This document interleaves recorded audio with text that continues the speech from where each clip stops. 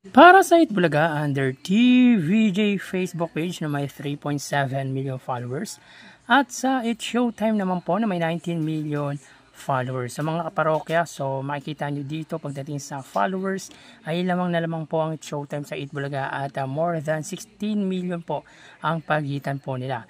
So sa oras na 12:34 PM, ang It Showtime po ay makasalukuyang segment na Laro-Laro Pick at ang Itbulaga naman po ay Sugod Bahay mga kapatid. So dito ang It Showtime po ay may 3,200 viewers.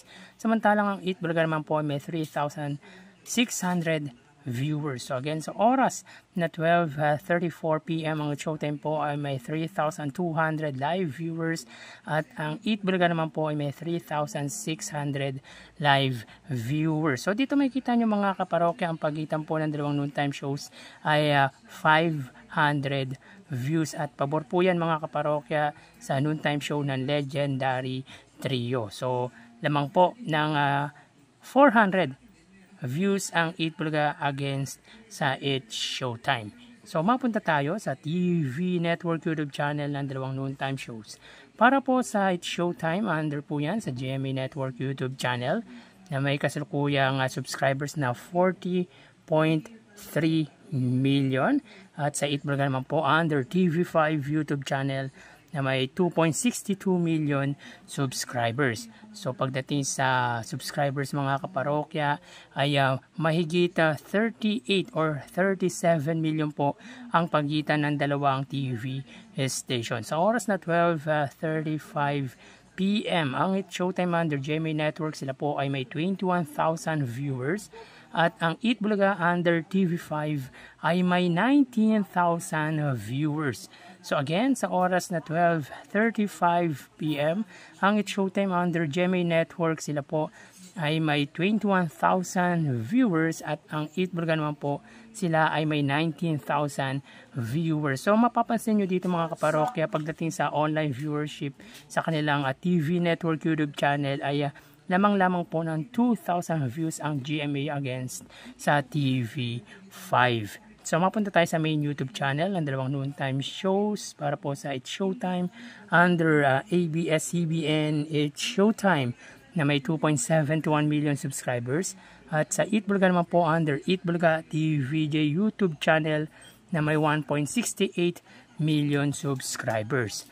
So pagdating sa subscribers ng dalawang main YouTube channel ng dalawang noontime shows ay more than 1 million po ang pagitan at pabor dito ang It Showtime. So sa oras na 12:36 PM ang It Showtime po sila ay may 75,000 viewers at ang Itbulaga naman po sila ay may 106,000 viewers. So again, sa oras na 12:36 or 37 PM ang It Showtime po sila ay may 75,000 viewers at ang Itbulaga naman po ay may 106,000 viewers. So bali ang total na nakuha ng dalawang noontime shows ay mga kaparokya, bali ang total na nakuha ng dalawang noontime shows para po sa It Showtime ay 99,000 viewers at sa Itbulaga naman po 128,000 viewers. So pagdating sa Facebook Live mga kaparokya ay tie ang dalawang noontime show. Both noontime show ay umabot po ng 3,000 viewers. At pagdating naman po sa TV Network YouTube channel ay dikit po ang dalawang TV station ng YouTube channel ng dalawang TV station na kung saan ay 2,000 views lang po ang pagitan nila. Pabor po yan sa GMA Network.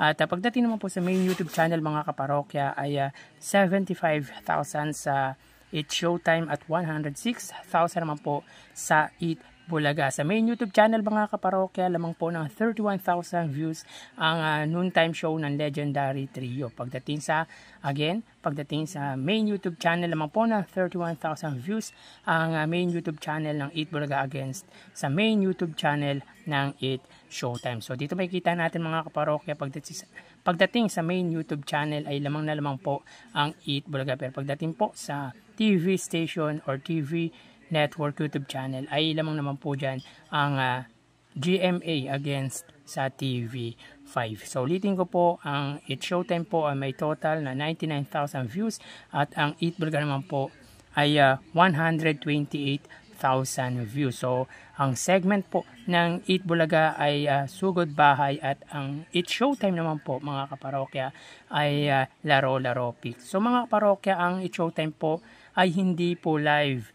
At ang Sugod Bahay po ng Eat Bulaga ay hindi rin po live. Ibig sabihin ay pre-recorded po ang episode ng dalawang noontime show. Again, clarify ko lang po, sa Sugod Bahay po mga kaparokya ay pre-recorded po ang Eat Bulaga at ang It's Showtime naman po ay talagang nakataped or pre-recorded din po ang episode nila. So dito mga kaparokya, wagi pagdating sa online viewership, ang